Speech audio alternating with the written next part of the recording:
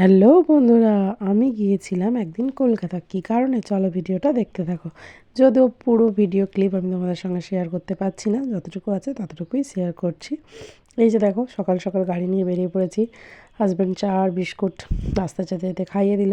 তারপর ফাইনালি আমরা জ্যাম ট্যাম সমস্ত কিছু ক্রস করে করে করে আস্তে আস্তে মানে যেখানে যাচ্ছিলাম সেখানে যাওয়ার উদ্দেশ্যে বেরিয়ে পড়েছি।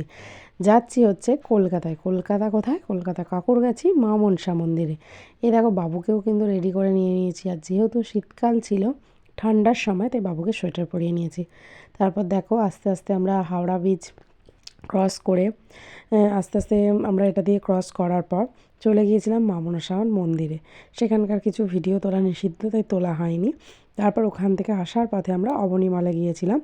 অবনীমালে গিয়ে মাম্মার যেহেতু ফার্স্ট টাইম অবনীমালে যাওয়া, তাই মাম্মাকে নিয়ে একটু ঘোরাঘুরি করলাম।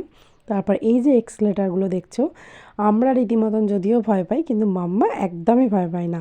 ও সাহসের সঙ্গে একদম উঠে গেল। তারপর গিয়ে তো যেটা ওর বায়না, গাড়ি চাপবই। দেখো, গাড়ি চাপতে শুরু করে দিয়েছে। ওর বাবা ওয়েট করছে, ও কখন থেকে গাড়ি চাপছে। তারপর গাড়ি চাপা ওর কমপ্লিট হতে ওখানে একটু ঘোরাঘুরি করে তারপরে আমরা বেরিয়ে পড়লাম আমাদের লাঞ্চ করব বলে। এই যে দেখো, আমাকে কেমন লাগছে অবশ্যই জানাবে। আর এই দিনকে এই ড্রেসটার যদি কেউ লিঙ্ক চাও অবশ্যই দেবো। তবে অনেক রিজনেবল প্রাইসে কিন্তু এই ড্রেসটা আমি মিশো থেকে পেয়েছি, এবং হাজব্যান্ড অ্যান্ড ওয়াইফ দুজনেই ম্যাচিং করে পরেছিলাম।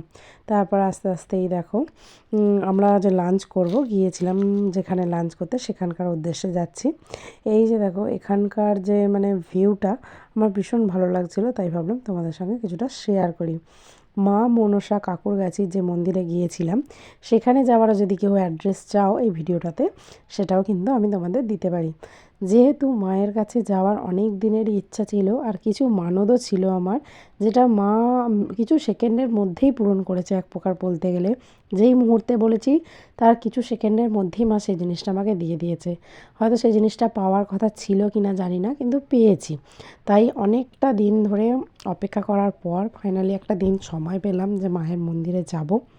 যদিও জানো তো সেদিন কি হয়েছে, রবিবার হচ্ছে মায়ের পুজো হয় না, কিন্তু পুজো নেওয়া হয় বা মায়ের দর্শনও করানো যায়। সেই জন্যই আমরা ভাবলাম, যাক পুজো নাই দেওয়া হোক, মাকে দেখার যে ইচ্ছা, মায়ের সামনে গিয়ে আমি যেটা মাকে আর কি দিতে চাইছি, সেটা মায়ের মন্দিরের সামনে গিয়েই আর কি মাকে দিই। এই যে দেখো, আমি একটা ক্লিপ অনেক কষ্টে খুঁজে পেয়েছি। মানে মায়ের মন্দিরে দেখো, অলরেডি দূর থেকে দেখতে পাচ্ছ ভিডিও করা নিষিদ্ধ। কিন্তু কি বলো তো, আমরা কোনো ঠাকুর মন্দির হোক বা কোথাও হোক গেলে আমরা ভিডিও না করে থাকতে পারি না। এটা আমরা সবাই করি, মানে ভিডিও হোক, ফটো তোলা হোক। আমি অলরেডি দেখো ক্যামেরাটা নিচের দিকে নামিয়েই রেখেছি, ভাবছিলাম কেউ যদি ওখানে গিয়ে কিছু মুখঝোঁক করে, কিন্তু তারপরেও মানে আমি নিজেকে সামাল দিতে পারছিলাম না। তারপর গিয়ে দেখি রীতিমতন ভিড় সেরকম নেই, কারণ মায়ের মন্দিরটা বন্ধ। তো এই যে দেখো, মা মনসা মায়ের মন্দির। মাকে দেখে নাও সবাই, তাই যার যা মনের আশা আছে পূরণ করে নাও। তারপর ফাইনালি মন্দির থেকে আমরা বাড়ি ফিরে চলে এসেছি। এসে আমাদের এখানে ছিল খোড়পের মেলা।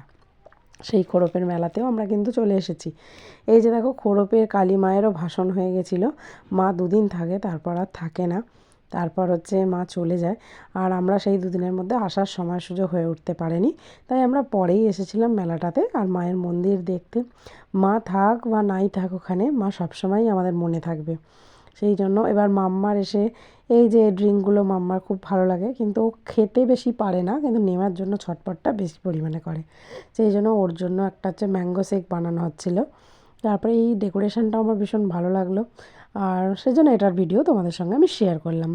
অনেক দিন তো অনেক ভিডিওই আর দেওয়া হয় না, সেরকম ভয়েসও দিতে পারি না, কিন্তু এখন চেষ্টা করবো আস্তে আস্তে কোথাও গেলে সেখানে ভিডিওটা দেওয়ার বা ভয়েসটা দেওয়ার। যাই হোক, এটা কীরকমভাবে বানাচ্ছে দেখো, তো এটাও তোমাদের সঙ্গে আমি শেয়ার করলাম। সেদিন ওখানে মেলাতে ঘুরলাম, খেলাম দিলাম। মেলাতে এত ভিড়, মানে সে বিয়েবাড়ির সমান ঠেলে ঠেলে ঠেলে ঠেলে যাওয়া। দেখো রীতিমতন এত ভিড়, গলি গালাহুলি, মানে এরকম একটা দিক দিয়ে মানে যে কোনো প্রকারে আমরা নেমে যাচ্ছি। এই দেখো, খোড়পের মেলা কে কে গেছো অবশ্যই কিন্তু কমেন্ট করবে, এবং মা থাকাকালীন কে কে গেছো সেটাও কিন্তু অবশ্যই জানাবে। জানাতে কিন্তু একদম ভুলো না। এই যে দেখো, এই ডেকোরেশনটা এখন খুব উঠেছে বলো, লাইটিংয়ের বেশ ভালোও লাগে দেখতে, কি দারুণ না। এই যে হাজব্যান্ড মেয়েকে নিয়ে যাচ্ছে, আর আমার মেয়ে, উফ, ও তো যা দেখবে সমস্ত কিছু পায় না, ওর এটা চাই ওটা চাই সেটা চাই। এই যে দেখো পুতুলগুলো দেখছো, ছোট্টবেলায় কিন্তু এই পুতুলগুলো আমি ভীষণ পরিমাণে বায়না করতাম। এখন মেয়ে কিন্তু আমার উল্টো, মেয়ে ওগুলো বায়না করে না, মেয়ে আবোল তাবোল জিনিসের প্রতি বায়নাটা একটু বেশি আর কি।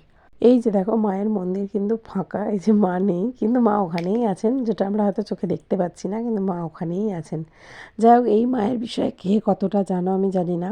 আমি রিসেন্ট একটা জিনিস জানতে পারলাম যে যখন করোনা হয়েছিল তখন খোরব গ্রামের কোনো মানুষেরই নাকি করোনা এই যে বিষয়টা হয়েছিল না। মা এই মহামারীর হাত থেকে গ্রামের সকল মানুষকে রক্ষা করেছিলেন, এই কথাটা শুনলাম।